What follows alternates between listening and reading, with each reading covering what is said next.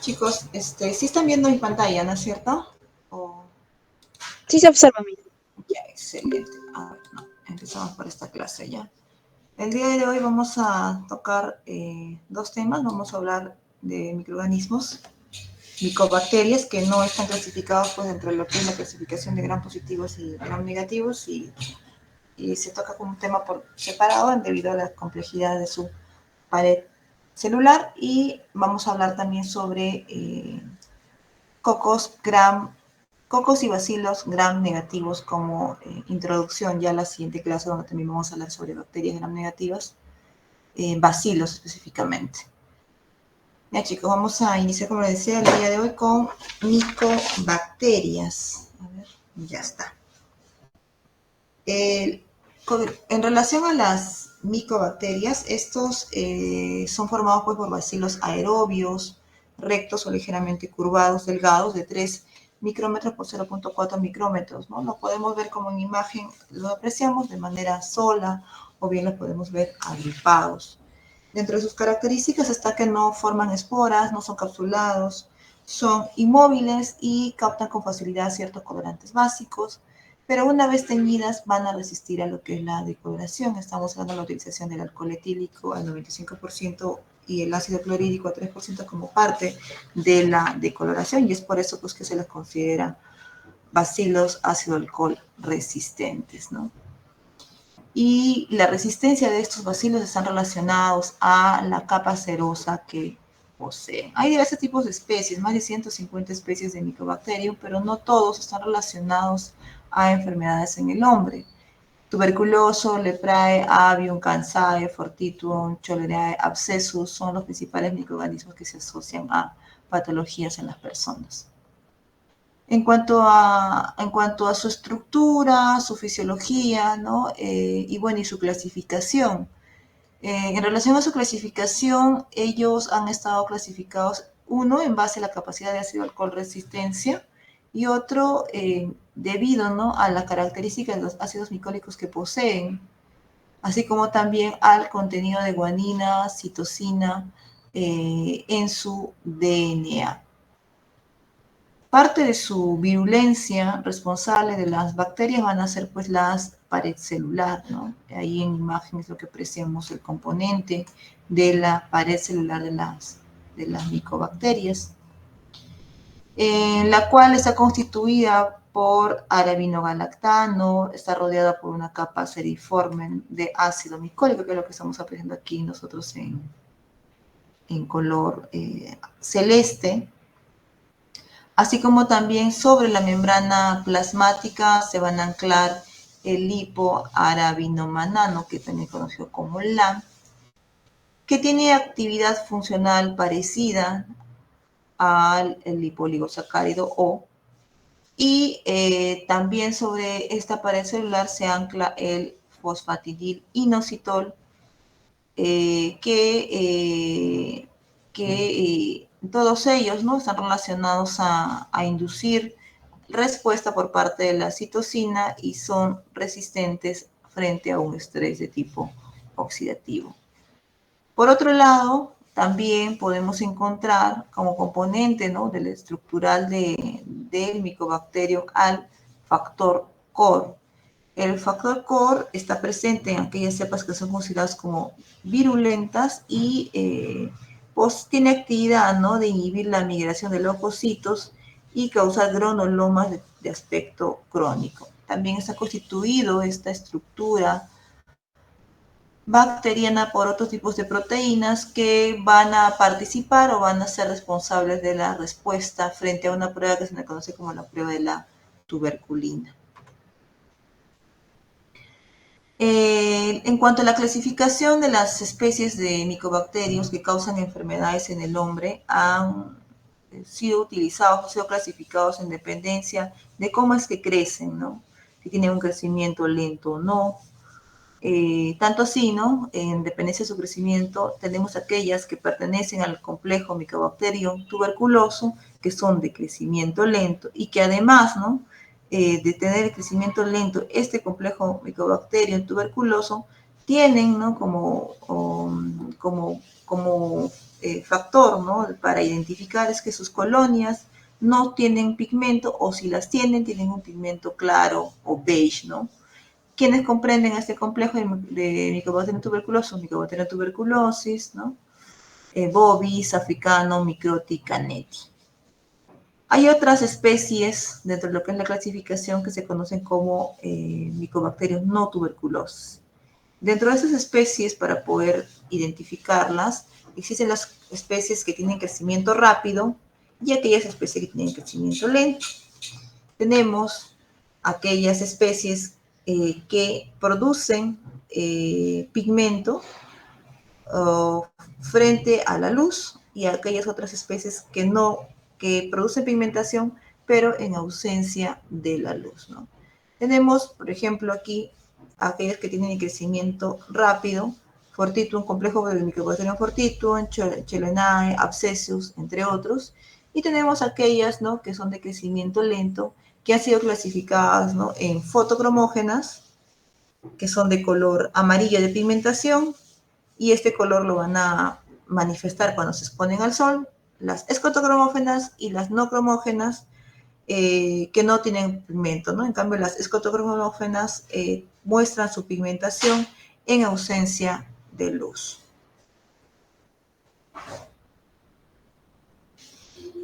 En cuanto a la patogenia del Mycobacterium tuberculoso, Mycobacterium tuberculoso es adquirido, ¿no?, por una persona susceptible.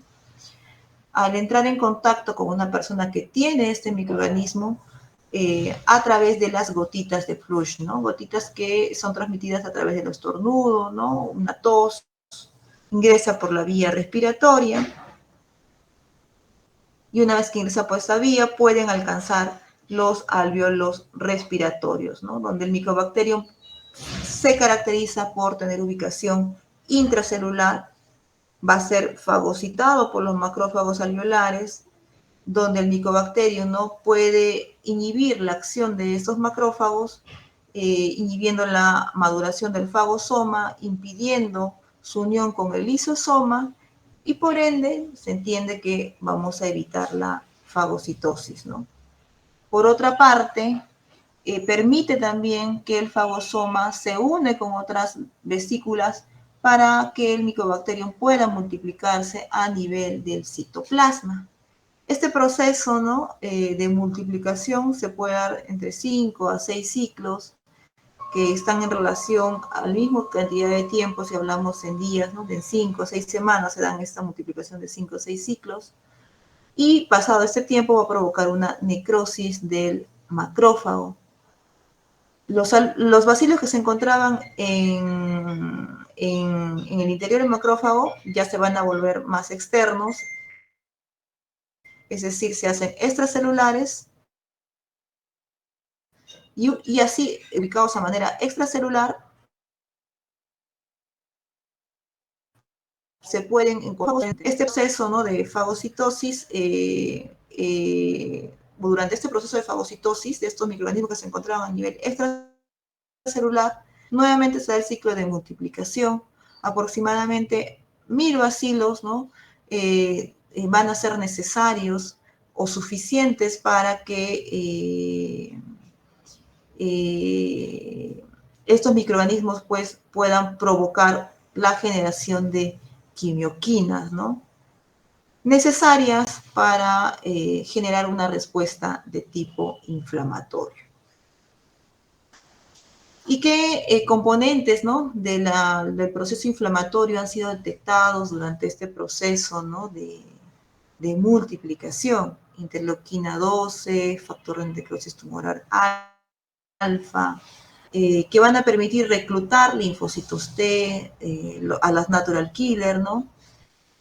Y todos estos, pues, participan de alguna u otra manera con potenciar la eliminación del bacilo. Sin embargo, la eliminación del bacilo no solamente depende del fenómeno inflamatorio, sino también del tamaño del foco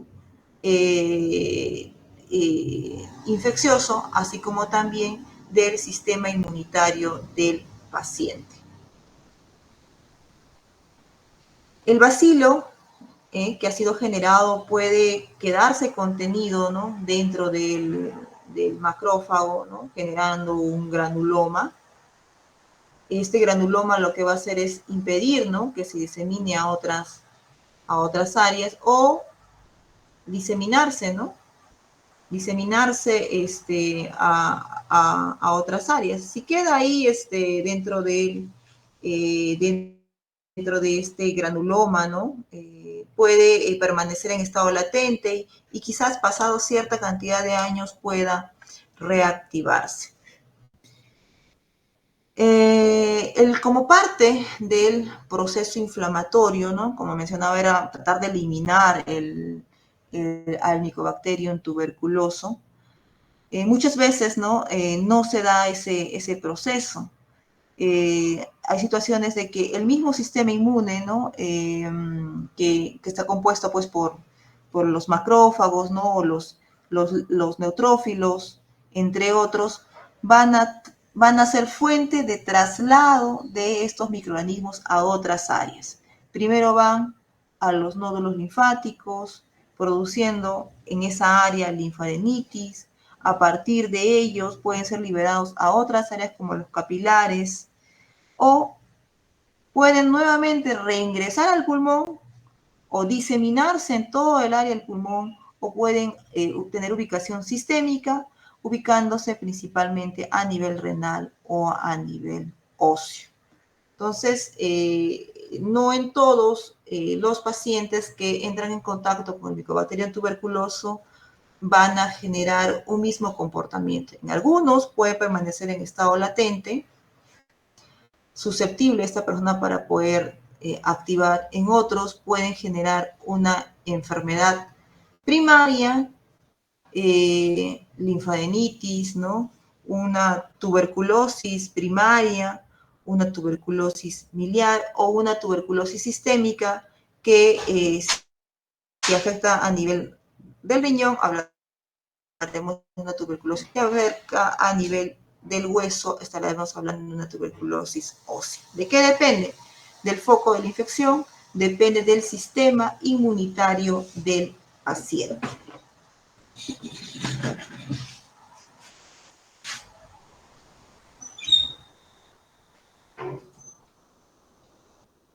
Entonces, cuando la persona entra en contacto, ¿no?, con el microorganismo, puede seguir 4 caminos, ¿no?, que dependen del sistema inmunitario y de la cantidad de bacterias con la cual está en contacto.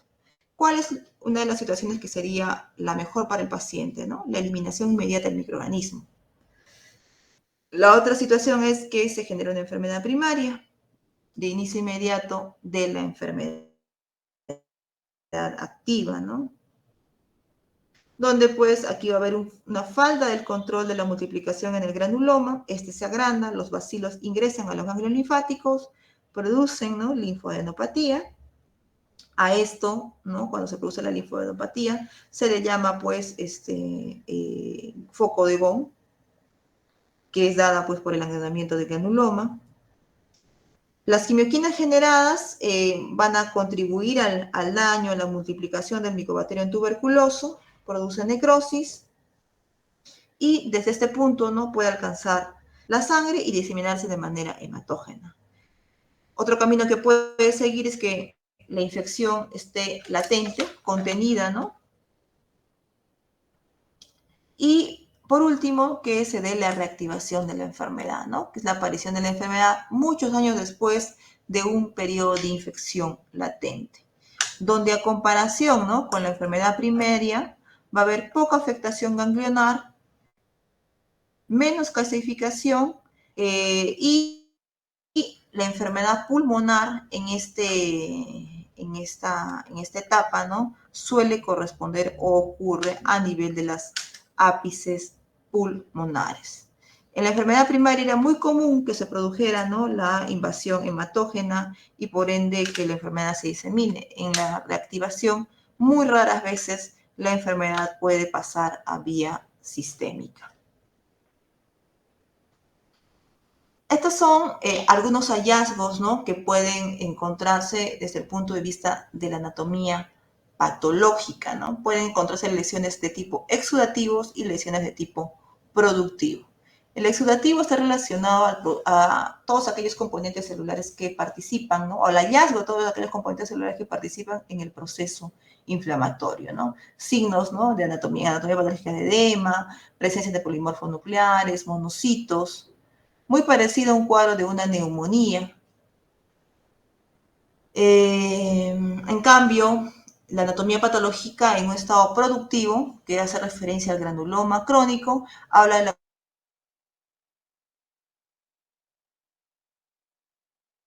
participación de los tuberculosos, así como también zona, ¿no?, media o central de células epiteloides. En su periferia van a encontrar fibroblastos, linfocitos, monocitos. Más adelante van a surgir un tejido fibroso periférico, una zona central que presenta necrosis gaseosa, lo que se llama tubérculo, que puede romperse y vaciar a un bronquio y formar una cavidad. Esta cavidad puede curar por fibrosis o puede calcificarse, ¿no? A eso, la otra lesión que produce tuberculosis es el granuloma, ¿no? Y todos aquellos componentes que he mencionado corresponden, ¿no?, a aquellos componentes que integran el granuloma.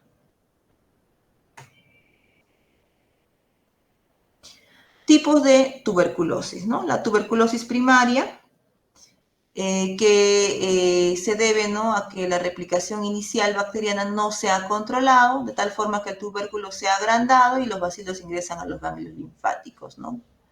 Se puede producir una lesión a nivel pulmonar o también puede, o la lesión pulmonar que se produce en su mayoría de veces están relacionados, ¿no?, con la capacidad que el microorganismo ha tenido por afectar ganglios, posteriormente llegar a la vía hematógena y por la vía hematógena, ¿no?, ha alcanzado nuevamente el pulmón, que es lo que la caracteriza, ¿no?, a esta etapa. Los bacilos continúan pues proliferándose hasta que se desarrollan una respuesta inmunitaria, la cual va a ser mediada por estas células, por lo general de 2 a 10 semanas después de la infección inicial. Esto ocurre en más del 90% de las personas infectadas o expuestas. Mencionaba, ¿no?, que se caracteriza por alcanzar en esta etapa a la vía hematógena, donde el crecimiento bacteriano es no controlado y puede conducir a que los bacilos pueden ubicarse en el riñón, en los huesos, en el sistema nervioso central, entre otras áreas. La infección por reactivación, que es el resultado de la proliferación de una bacteria previamente latente, sembrada, ¿no?, en el momento de la infección primaria. El riesgo de reactivación durante la vida es del 5 al 10%, con un riesgo del 5% dentro de los 2 a 5 años posteriores a la infección primaria, y el otro 5% de riesgo durante la vida restante. La afección por reactivación suele ser localizada, ¿no?, en contraste con la enfermedad primaria. En general, hay poca participación de los ganglios linfáticos, menos calcificación. La lesión ocurre a nivel de los ápices pulmonares. Los síntomas clínicos van a depender mucho, ¿no?, de dónde está ubicada la afección, ¿no? Usualmente, y si suele afectar pulmones, estos pacientes pues cursan con mal estado general, ¿no? Van a presentar fiebre, sudoración nocturna, ¿no?, y la característica de la tos. Pues la tos está acompañada de esputo, que puede ser purulento o puede ser en algunas situaciones hemoptoico, es decir, la presencia de esputo con sangre. Esta producción, ¿no?, de esputos hemoptoicos se asocia a la destrucción de tejido, y esta se avisa presentándose, ¿no?, cuando existe una enfermedad cavitada, ¿no?, la generación de cavernas a nivel pulmonar. ¿Cómo se hace el diagnóstico? A través de un examen radiológico podemos pedir una prueba de PPD, la cual va a ser reactiva, o la identificación del Mycobacterium tuberculoso en la muestra, ¿no? Muestras, si es que tengo la sospecha que está afectando la vía pulmonar, esputo, ¿no? Si en caso fuese la renal, pediré una muestra de orina. Si en caso estoy pensando que alcanza ¿no? La vía del sistema nervioso central, puedo pedir, ¿no? El examen en líquido cefalorraquídeo. Esta es la prueba de la tuberculina, una prueba derivada, ¿no? De un componente que es de proteína purificada, ¿no? Que consiste en colocar de manera intradérmica este antígeno, ¿no? Derivado de proteína purificada y medir la reacción, que se caracteriza por induración a las 48 horas. Lo que valoramos es el diámetro de esta lesión, ¿no? El diámetro de la pápula.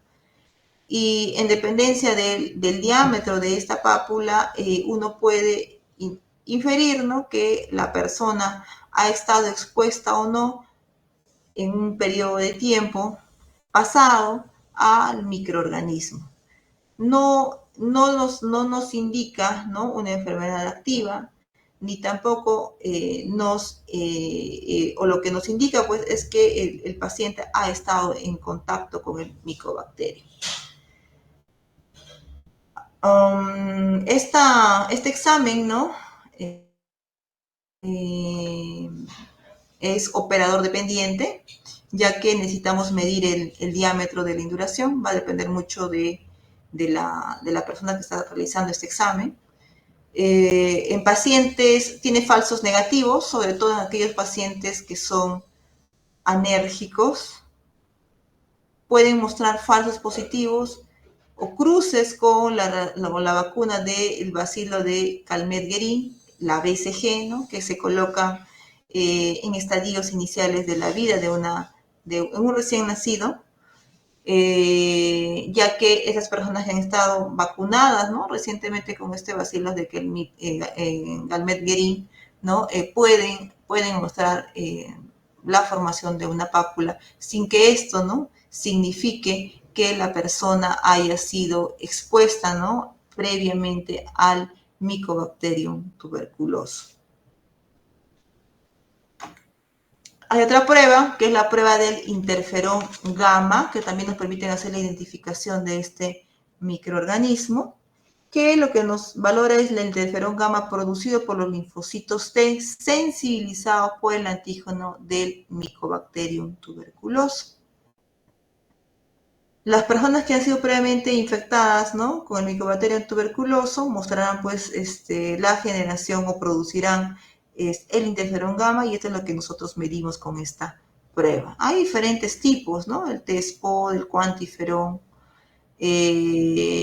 A diferencia, ¿no? De las pruebas de tuberculina que mostraban, por ejemplo, reacción cruzada con la BCG, aquí no muestran esa reacción cruzada.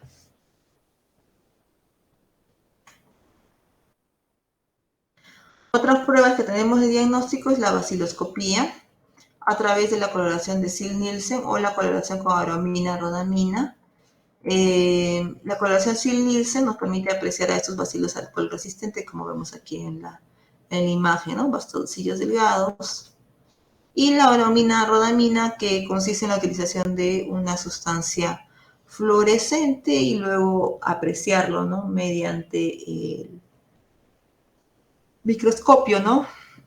Fluorescente, esa fluorescencia, ¿no? Cuando exista los bacilos ácido alcohol resistentes. En el caso, ¿no? de cultivo, hay diferentes métodos para identificar micobacterias. Tenemos el cultivo de Lowenstein-Jensen, Ogawa, que son medios sólidos. Tenemos también medios líquidos, como es el caldo de Mildebrück, o automatizado, como es el BACTEC, ¿no? Que nos van a permitir valorar, ¿no? En caso del BACTEC, el crecimiento de estos micobacterios, y van a poder ser identificados a través del proceso, ¿no? De crecimiento. Eso van a emitir sustancias que van a poder ser identificados por un equipo, ¿no? Y en base a ellos uno puede sospechar de la presencia del Mycobacterium tuberculoso. Hay técnicas de biología molecular. Esta es la baciloscopía. Es la prueba de elección para países, ¿no? De alta prevalencia, como el nuestro, por ejemplo. Es la técnica de elección para el diagnóstico de tuberculosis pulmonar, Y esta técnica también está aprobada para el seguimiento o monitoreo frente a una respuesta del tratamiento. La toma de muestra, ¿no? Se debe recoger en frasco de boca ancha, con tapa rosca, de material de plástico descartable, de cierre hermético. La muestra debe ser llevada al laboratorio lo más rápido posible, sobre todo, ¿no? Si estamos sospechando en tuberculosis intestinal, ¿no? La del jugo gástrico. Se prefiere, ¿no?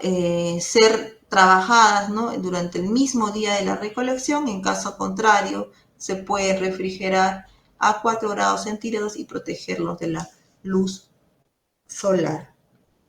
Aquí vemos algunas ventajas de la vaciloscopía para lo que es el diagnóstico. Depende de la calidad de la saliva, ¿no? Si es que es esputo saliva. La técnica en realidad es sencilla, rápida, reproducible, accesible, laboratorio de primer nivel y barata. Alta especificidad en países de alta endemia.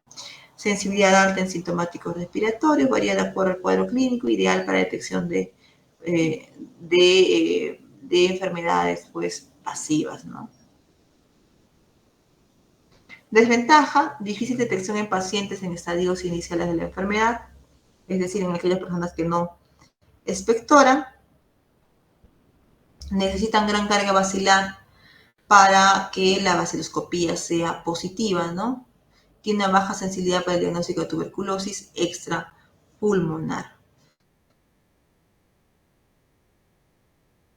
Por eso es, ¿no?, que las vaciloscopías se requieren por lo mínimo, ¿no?, 3 muestras para poder indicar o sugerir que sean negativas, ¿no?, debido a la necesaria para que sean estas positivas.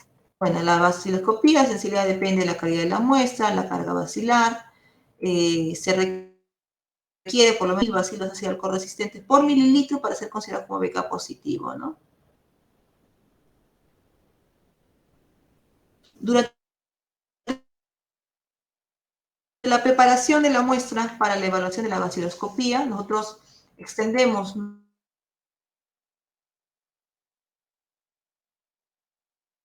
la ¿no? Extiende, ¿no? De la mucosa, me cortó poner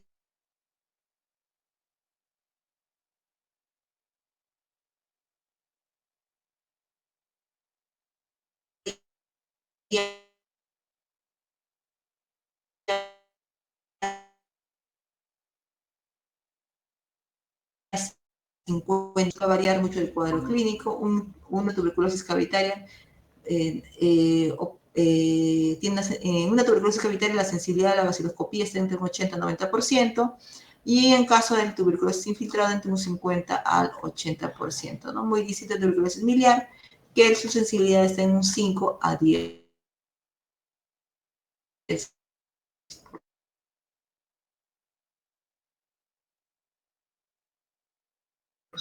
Depende del endemia del país. En países, ¿no?, de mediana y alta endemia, más del 99% de las vaciloscopías positivas van a ser tuberculosis. ¿De qué depende la especificidad? ¿No? De la existencia de otros microorganismos falsos positivos. Por ejemplo, ¿no?, bacterias como nocardia, aunque no son los únicos. También falsos positivos por restos alimentarios, por hongos o por rayaduras.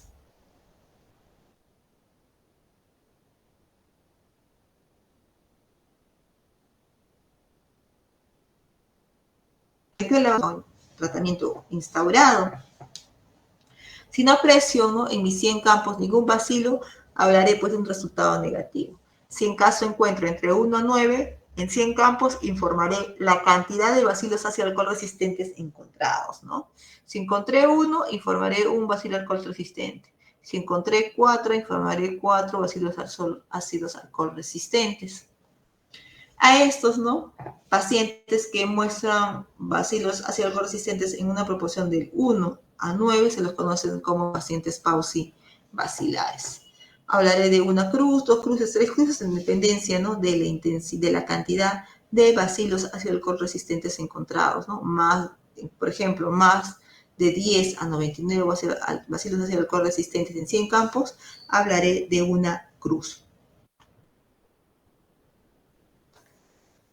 Estas imágenes corresponden, ¿no?, a la a la coloración, ¿no?, rojiza que muestra frente a la tinción Ziel-Nielsen.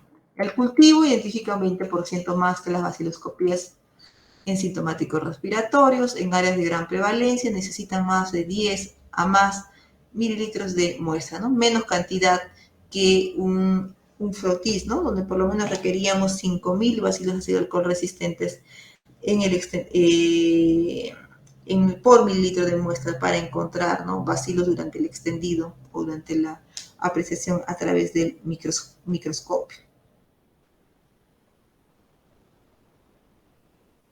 Esta prueba, ¿no?, del cultivo es ideal para muestras pausibacilares y extrapulmonares, ¿no? También se ha utilizado como base prueba de las pruebas de sensibilidad. Muestra desventajas, uno que son muy caras, otro que es una técnica más compleja y necesita de personal adiestrado, ¿no?, así como también una infraestructura adecuada, un tiempo de incubación de acuerdo al medio utilizado. Diferentes tipos de medios, Lowenstein-Jensen o Gawa, ¿no?, medios líquidos como el caldo de Mildebrück.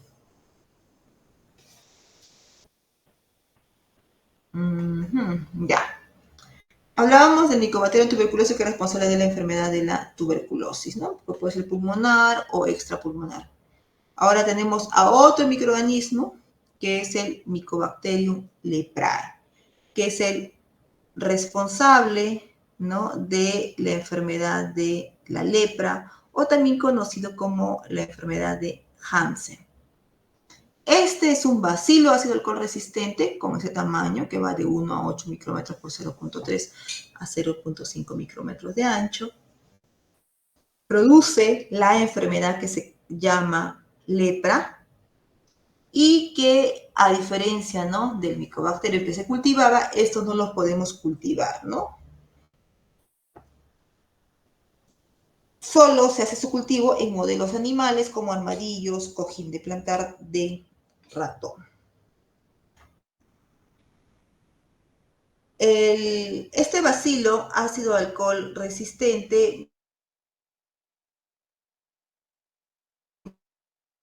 van a acciones clínicas, y esto está relacionado a la característica de respuesta inmunitaria que tiene el hospedero. Este Mycobacterium leprae, al igual que el Mycobacterium tuberculoso, también es de ubicación intracelular, ¿no? ¿Dónde encontramos usualmente lepra? En países que están en vías de desarrollo. Afecta fundamentalmente la piel y los nervios periféricos. Puede invadir cualquier órgano excepto el sistema nervioso central. Abundante en mucosas de la orofaringe, en la piel, especialmente zonas frías como la oreja, el dorso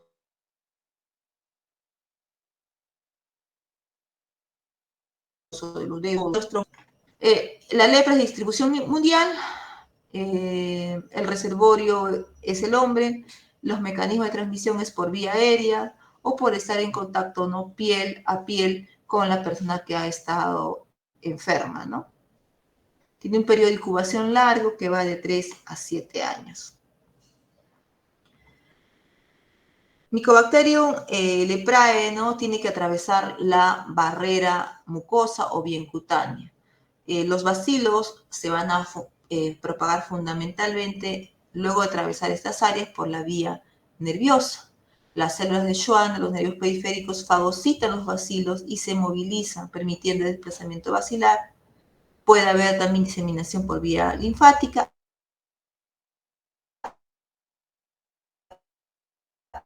hasta la por vía humana. Hay dos tipos de lepra. Las personas que entran en contacto con la variedad lepra lepromatosa va a ser mucho más susceptible a adquirir la enfermedad de la lepra. Lo mismo sucede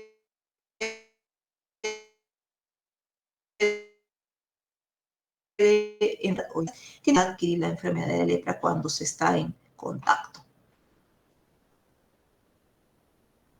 Como les decía, hay dos formas, ¿no?, de lepras: la lepra tuberculoide y la lepra lepromatosa.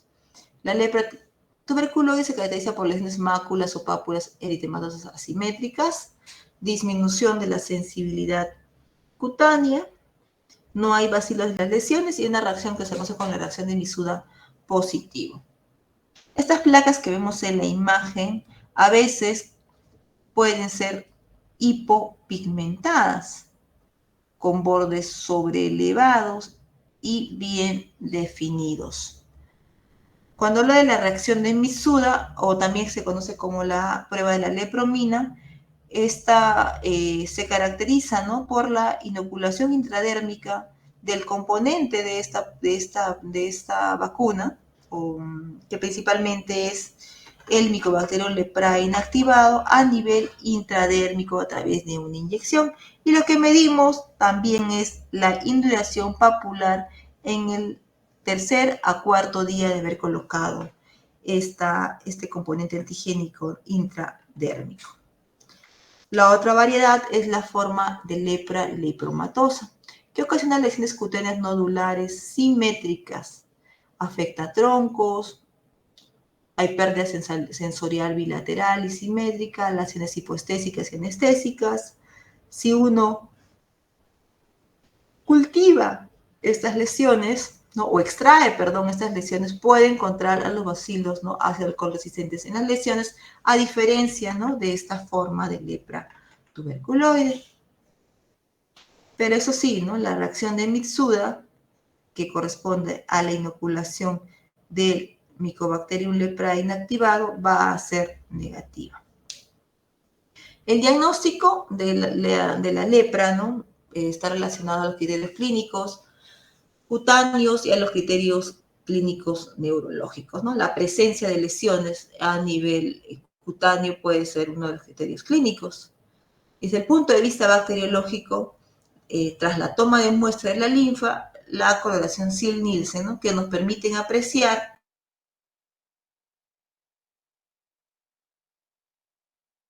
al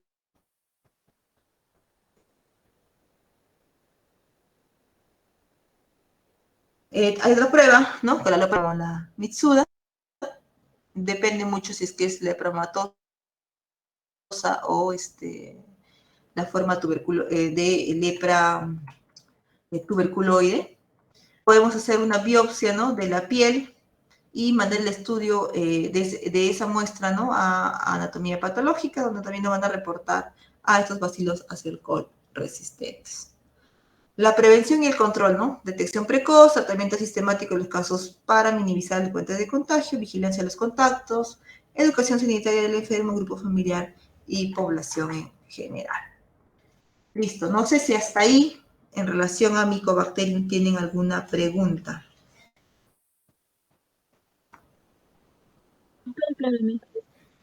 Ya, chicos. Un ratito, vamos a... Un ratito, espérenme ya, un toquecito, un toquecito.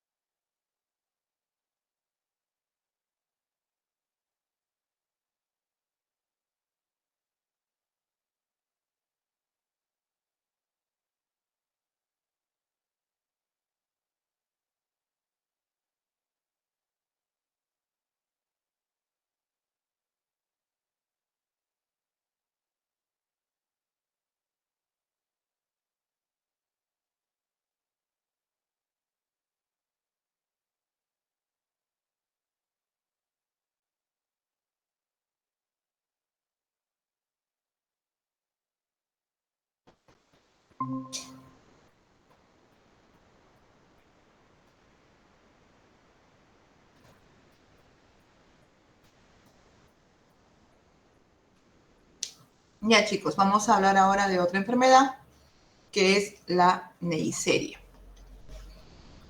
En realidad es una familia que se le conoce como la familia Neisseriae, que corresponde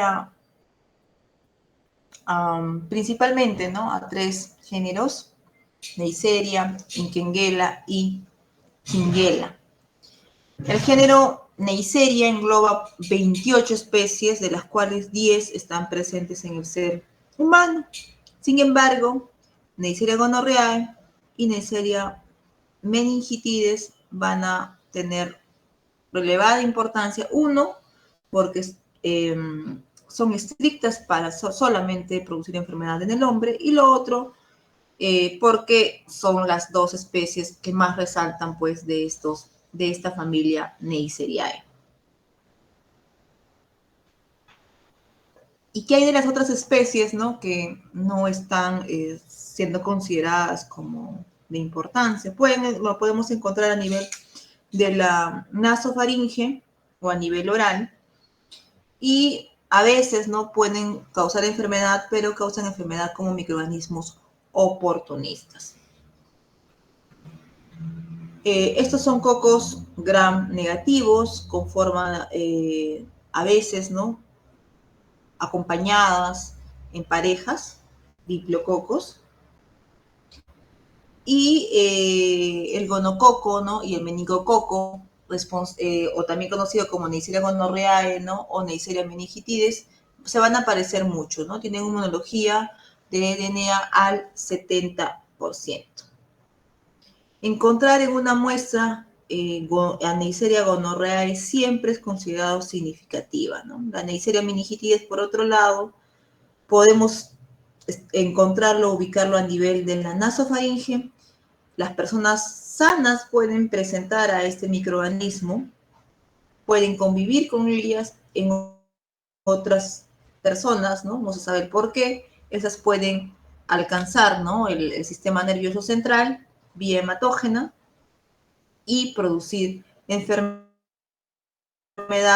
produciendo como la meningitis. Entonces, Neisseria gonorrhoeae siempre va a ser significativo. Eso quiere decir que una persona que está sana no debe tener Neisseria gonorrhoeae como parte de su flora normal, ¿no?, o como parte de su flora transitoria.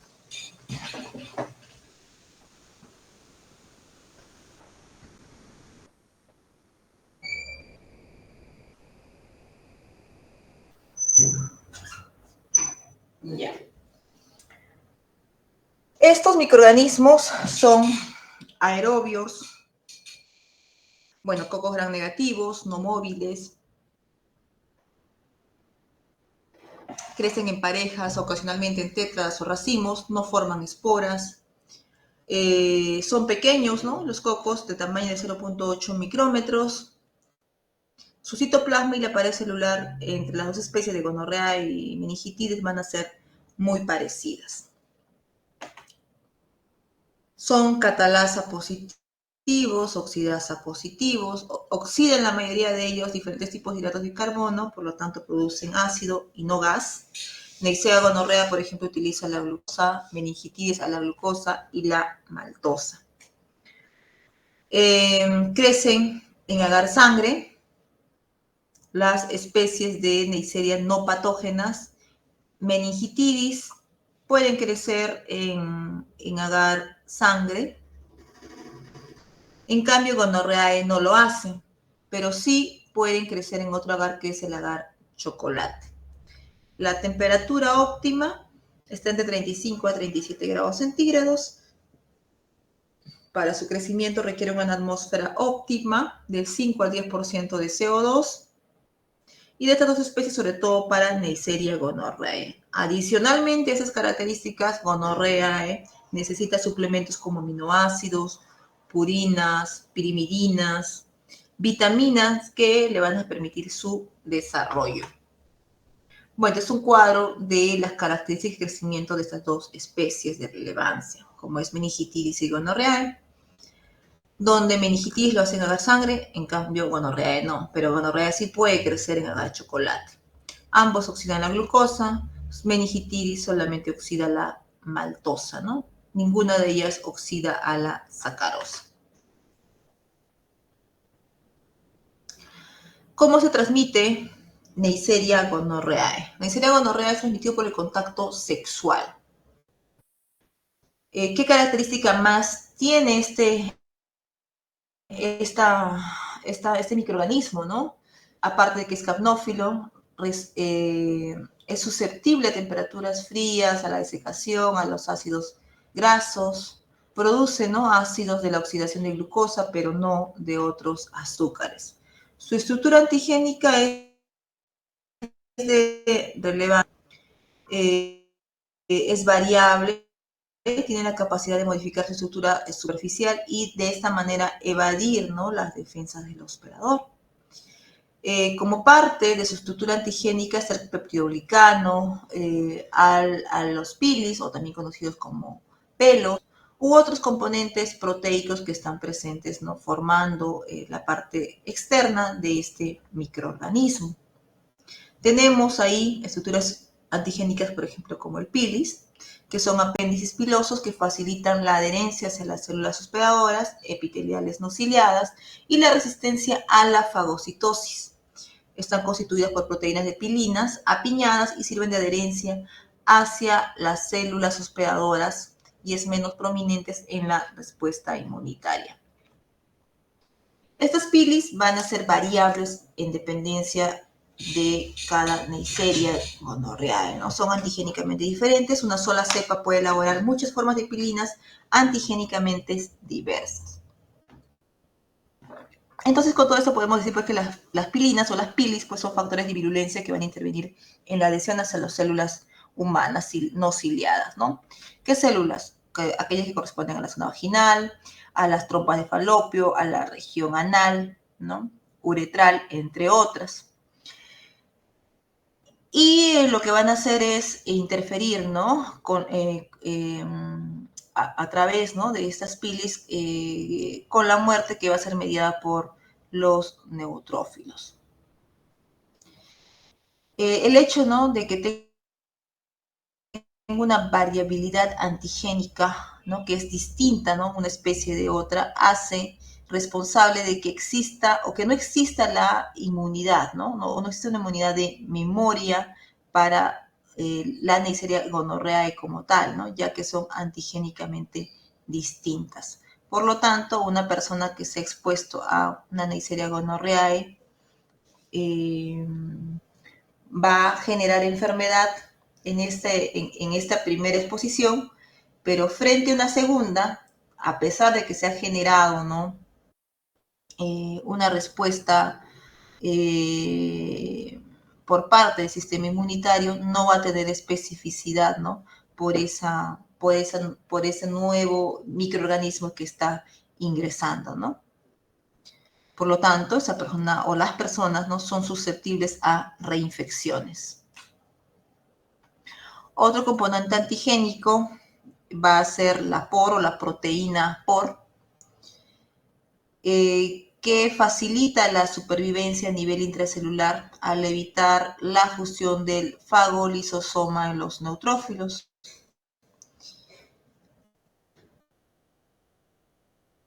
Por otro lado, va a conferir resistencia a las bacterias frente a la destrucción mediada por el sistema de complemento, ¿no?, ya que ellas pues se la unen. Hay dos tipos, ¿no?, de proteínas POR, pero sin embargo la cepa o cada cepa posee solamente una de ellas. Estos dos tipos incluyen a la proteína POR A y la proteína POR B. Usualmente la A está silenciada y la B es la que se expresa. Y dentro de estas B hay dos clases, POR B1A y POR B1B. La POR B, ¿qué cosa hace? Interfiere con la degranulación de los neutrófilos, repercute en la citólisis intracelular de los gonococos dentro de los neutrófilos mediante la prevención de la fusión del fagosoma y el lisosoma.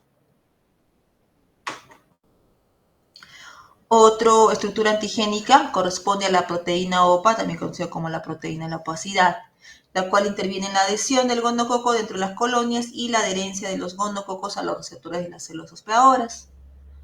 Una porción de la molécula OPA se halla en la membrana externa del gonococo y la restante está expuesta a nivel de la superficie.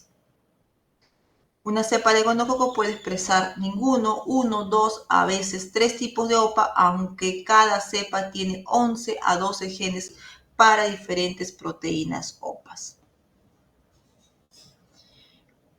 ¿En qué importancia, no? Como factor de virulencia de esta proteína OPA? Al intervenir en el proceso de adherencia de manera firme sobre las células por las cuales estas van a ser afines, ¿no? En el caso de la Neisseria gonorrhoeae.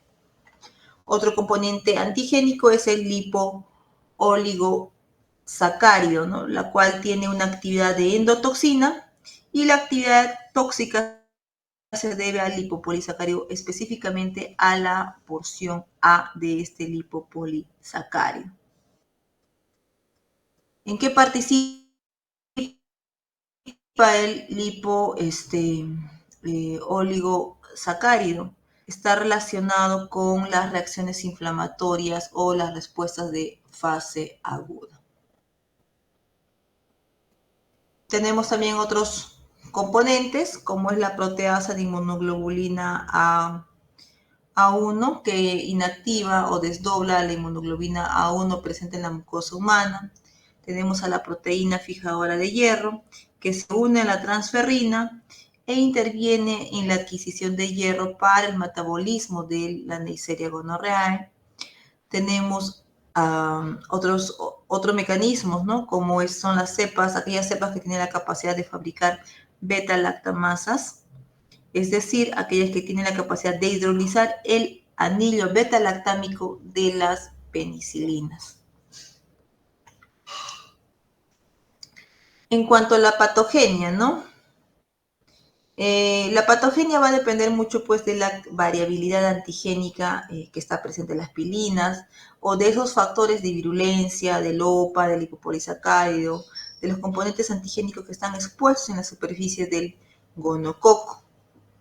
Cada componente pues tiene una función sobre la célula o sobre el esperador de daño, ¿no? O función específica para el desarrollo del Neisseria gonorrhoeae. Lo primero que tiene que pasar es que exista una adhesión a las células columnares no ciliadas, ¿no? Y eso están mediadas por las fimbrias o por las proteínas OPA. Fimbrias o pilis, ¿no? Que lo que hacen es permitirla a que se adhiera a estas células epiteliales. Pero para que entre en contacto esta Neisseria gonorrhoeae, ¿no? Con estas células tienen que entrar en contacto, y usualmente la manera de entrar en contacto es a través de una transmisión sexual. Por eso es que la zona uretral, la zona vaginal, ¿no? Y en aquellos que tienen la conducta, ¿no? de tensiones sexuales por vía anal, también tendrán enfermedad, ¿no? O a nivel anal. Luego de que se adhiera, ¿no? hacia las células columnares no ciliadas, este microorganismo penetra por un proceso de endocitosis, ¿no? al interior de la célula. Esta membrana se va a retraer, va a formar una vacuola, la cual va a ser transportado la bacteria hacia la base celular, en donde va a ser liberado por un proceso de exocitosis. Puede ser liberado como tal o puede liberarse solamente sus componentes, como el lipoligosacárido y el peptidoglicano, ¿no? ¿Cómo se libera? Por un proceso de autólisis. Luego de la liberación, ¿no? del lipopolisacárido, del peptidoglicano, lo que va a suceder es la activación del complemento, factor de necrosis, ¿no? y esto es lo que va a ocasionar daño a nivel celular.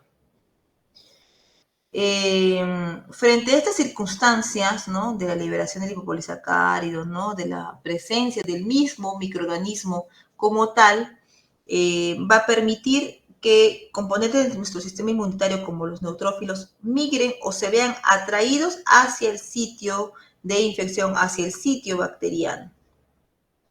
Lamentablemente no van a ser destruidos, ¿no?, estos microorganismos. Por otro lado, si bien es cierto, parte, ¿no?, de la sintomatología, ¿no?, o la sinología que es producida en la enfermedad por Neisseria gonorrea va a ser responsable la respuesta inflamatoria. Es importante también cómo el huésped va a responder frente a este proceso, ¿no? Si bien es cierto, hay una respuesta humoral mediada, ¿no?, por inmunoglobulina de tipo IgG frente a la pilina, frente al OPA, frente al lipo-oligosacárido. Esta no va a ser suficiente, ¿no?, para una infección o para una reinfección. Y esta está relacionado a la variabilidad antigénica de estos componentes en cada especie de Neisseria gonorrhoeae. ¿Qué enfermedades producen, no? Las enfermedades que van a producir van a depender mucho de la ubicación o del área que han estado en contacto con Neisseria gonorrhoeae, ¿no? En una mamá que en el canal de parto, en la zona vaginal, está infectada, ¿no?, por Neisseria gonorrhoeae y que da parto vaginal, el menor, el neonato, es susceptible a tener una oftalmía neonatal gonocócica. Aquí, ¿no?, los síntomas en este recién nacido aparecen 2 a 3 días después del nacimiento, con inflamación, edema, ¿no?, y la secreción purulenta por vía ocular. En una mujer o en un hombre, ¿no?, que ha alcanzado el gonococo la uretra, va a producir una uretritis. Y esta se caracteriza por un tipo de exudado purulento por el meato con inflamación, en el caso del hombre, del glande. Un tiempo de incubación de 2 a 5 días. Gonococo, ¿no?, en menos de 24 horas que he estado en contacto, ¿no?, con la célula a la cual es afín, va a adherirse, ¿no?, en menos de 24 horas. Y para que pueda producir la respuesta sistémica, ¿no?, o respuesta inflamatoria, toma un lapso que está alrededor de 24 horas más, ¿no?, 2 a 3 días. Neisseria gonorrhoeae puede afectar, aparte de la uretra, a otras áreas como, por ejemplo, a nivel dermatológico, a nivel articular, y la manera como llevan a estas áreas es a través de la vía hematógena. En el caso del compromiso a nivel cutáneo, se caracterizan por pápulas eritematosas que se convierten en pústulas hemorrágicas con centros necróticos. En el caso de afectar a nivel articular, estamos hablando de una artritis séptica que se caracteriza por aumento de volumen, hinchazón, enrojecimiento del área de la zona articular. Si afecta otras áreas, como por ejemplo la garganta, ¿no?, la persona va a sentir una sensación de sequedad, dolor, ¿no?, a nivel de la garganta. Si en caso, ¿no?, el gonococo está a nivel de la zona anal, dolor en esa área, secreción e incluso sangrado. El tratamiento, cefalosporinas de tercera generación y fluoroquinolonas.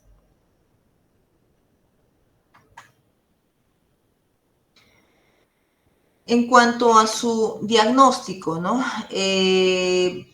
Primero, para poder hacer el diagnóstico tenemos que tener la muestra, ¿no? Y con esa muestra podemos hacerle un frotis, donde vamos a apreciar diplococos gram negativos dentro de los neutrófilos, ¿no?, como vemos en la imagen, o dentro de los piocitos. La sensibilidad diagnóstica con este método de frotis es variable, es mucho más sensible y más específico si la muestra proviene de una persona del sexo masculino, de varones, a diferencia, ¿no?, de aquellas que provienen del sexo femenino. Y esto está debido, pues, su sensibilidad y su especificidad debido a la contaminación de microorganismos que existe en una muestra de una mujer a comparación de un varón. Por ello, ¿no?, que no solamente nos confiamos en el examen del frotis, sino se hace algo más como el cultivo y en casos que sean sumamente necesarios, la ampliación por ácidos nucleicos.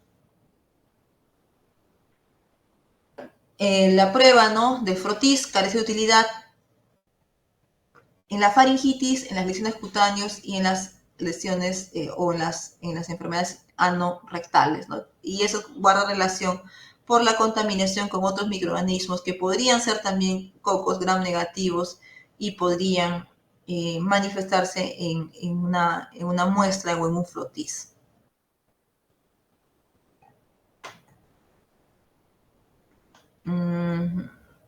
Ya. Otra especie que tenemos es la Neisseria meningitidis. Este también, pues, es un bacilo, es una bacteria gram negativa coco, aeróbica inmóvil. A diferencia de la anterior, esta posee una cápsula. Y esta cápsula no solamente está relacionada con la capacidad de evadir, ¿no?, el proceso de la fagocitosis, sino también ha sido utilizado como base para la clasificación de los serogrupos, dependiendo, pues, de la reactividad inmunológica. Neisseria meningitidis tiene como hospedero natural al hombre. Se puede diseminar de persona a persona vía aerolización de secreciones respiratorias, ¿no? Es decir, entra por la vía respiratoria. Hay personas que son susceptibles, personas extremos de la vida, ¿no?, menores de 5 años, personas adultos mayores, personas que tienen un sistema inmunitario deficiente o aquellas personas que están hospitalizadas como tal porque tienen su sistema inmunitario deficiente. En países subdesarrollados, dentro de todos los grupos de Neisseria meningitidis, se encontró el serogrupo A con mayor prevalencia. ¿En qué época se encuentra usualmente la enfermedad por Neisseria meningitidis? En épocas frías y secas del año a nivel de todo el mundo. 13 serogrupos identificados. Los serotipos más importantes son, ¿no?, A, B, C, X, Y, W. Se encuentran, pues, antígenos meningocócicos en la sangre, en el líquido cefalorraquídeo de pacientes que tienen una enfermedad activa. Bueno, en imagen, cocos, ¿no?, cocos gram negativos. En relación a sus factores de virulencia, ¿no?, tenemos uno a la proteasa de inmunoglobulina A o inmunoglobulina A proteasa, que tiene la capacidad de degradar a la inmunoglobulina A secretoria, ¿no?, importante en el sistema inmunitario a nivel de las mucosas. Tenemos también las vesículas de membrana externa, que su propiedad en Neisseria meningitidis es aumentar la invasividad, generar o desviar aquellos mecanismos de defensa. Los pilis, que al igual que en Neisseria gonorrea, te permiten la unión hacia las células de la nasofaringe. El polisacárido capsular evade, pues, la fagocitosis, permite al microorganismo sobrevivir a la desecación e invadir a otras áreas, ¿no?, a través de las mucosas en ausencia de una inmunidad específica. Tenemos también el oligosacárido, la proteína por A y por B, que está relacionado en el control de difusión de nutrientes e interacción con las células hospedadoras. En cuanto a la patogenia, ¿no?, primero mencionar que el hombre es el único hospedero natural de este meningococo. ¿Por dónde ingresa? Por la vía nasofaringea, ¿no? Personas que están tosiendo, personas que están estornudando, pueden transmitir esta enfermedad. Se desconocen los mecanismos por los cuales estos ¿no?, van a alcanzar la vía sistémica desde la nasofaringe, ¿no?, hacia, hasta producir, ¿no?, un compromiso y atravesar la barrera hematocefálica y producir, ¿no?, una meningitis. Dentro de los factores de virulencia, las pilosidades cobran un rol o cobran importancia, ¿no? Para poder adherirse hacia las células epiteliales. La enfermedad que produce Neisseria meningitidis es la meningitis, que es la complicación más grave y más frecuente como consecuencia de la diseminación sanguínea. Las meninges van a estar inflamadas, puede haber trombosis de vasos sanguíneos y un exudado de leucocitos polimorfonucleares. Es decir, vamos a apreciar un exudado purulento espeso a nivel cerebral.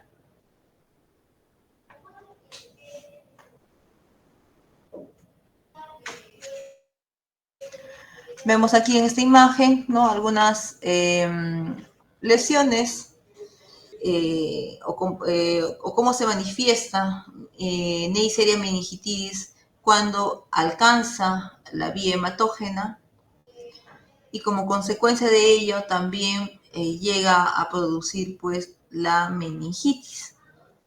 La meningitis tiene un tiempo de incubación de 3 a 10 días, causa una infección a nivel meningia, fiebre, dolor de cabeza, rigidez de cuello, dolor de garganta y vómitos, irritación, confusión, somnolencia suelen ser uno de los principales síntomas en personas menores de 2 años, ¿no? Personas susceptibles. Durante una exploración física lo que vamos a apreciar pues son las erupciones cutáneas, habitualmente manchas rojas y moradas como apreciamos en la imagen. Y el tratamiento pues en estas personas están relacionados a la utilización de penicilina, cefalosporinas de tercera generación y profilaxis con rifampicina. Hay personas que son susceptibles, ¿no? Ya hablábamos de los extremos de la vida, pero también aquellas personas en las cuales por algún motivo no cuentan con el vaso o tienen deficiencia en el factor o factores como del sistema de complemento, van a también ser susceptibles a esta patología. Para el diagnóstico utilizamos muestras, ¿no? Que pueden ser provenientes de la sangre para el cultivo, teniendo en consideración que meningococos antes de alcanzar el sistema nervioso central pasa, ¿no? Por vía hematógena, o el líquido cefalorraquídeo, donde vamos a hacer un frotis para buscar, ¿no? A estos cocos gram negativos, o un cultivo o la determinación bioquímica del líquido cefalorraquídeo. La tinción gram, entonces, según frotis, nos muestra diplococos gram negativos, ¿no? Dentro de los leucocitos. Y al hacer la evaluación del líquido cefalorraquídeo vamos a ver un líquido turbio, purulento, donde en el examen citoquímico y recuento de células vamos a encontrar que las células primeras son más de 1000 células dentro de esa muestra, que tienen predominio de polimorfonucleares y que en su examen bioquímico vamos a encontrar en ese líquido cefalorraquídeo una glucosa baja y unas proteínas elevadas.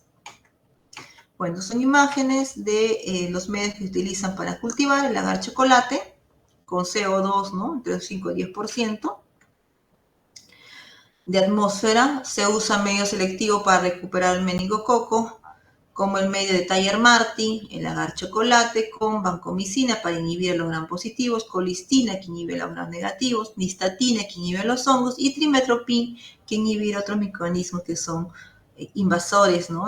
Durante su crecimiento, como el proteus. ¿Cuánto tiempo es el que se espera para apreciar el crecimiento? 48 a 72 horas, ¿no? Diferente a estafilococos, diferente a estreptococos, donde uno espera pues su crecimiento en las 24 horas. Bueno, estos son otros medios alternativos para poder hacer su crecimiento. Y aquí vemos, ¿no? Las pruebas de la utilización de azúcar, y en base a ello también se puede tipificar, ¿no? Meningitis versus gonorrea. La prueba oxidasa positiva y la prueba catalasa positiva. Y por último, dentro, ¿no? Del género de Neisseria, pues tenemos a Eichingella y Kingella, ¿no? Dentro de ellos, Kingella corroens, este no es un coco, sino es un bacilo gram negativo. No es aerobio, es anaerobio facultativo. Y lleva el nombre de corroens o Kingella corroens porque se aprecia que al momento de hacer su siembra en el agar, lo va a corroer. donde lo encontramos principalmente en las vías respiratorias superiores y causando enfermedades o como microorganismo oportunista en aquellas enfermedades que han sido productos de un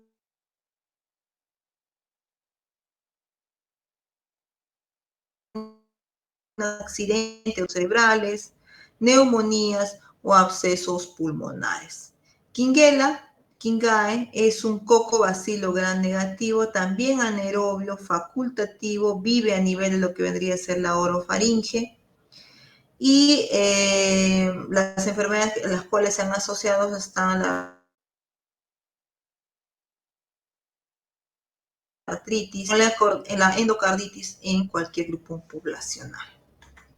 Ya chicos, no sé si hay alguna duda en relación a Neisseria. Chicos, ¿están?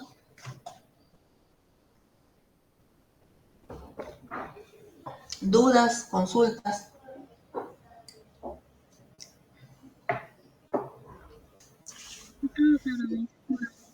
Ya de ayer. Listo. Entonces eso sería todo, jóvenes. Nos estaríamos viendo el próximo viernes con la siguiente clase. ¿Ya? En vista que no hay dudas, detengo la grabación. Y no sé mucho. Hasta luego. Hasta luego. Chao, Jess. Hasta luego, Miss. Chao, Abraham.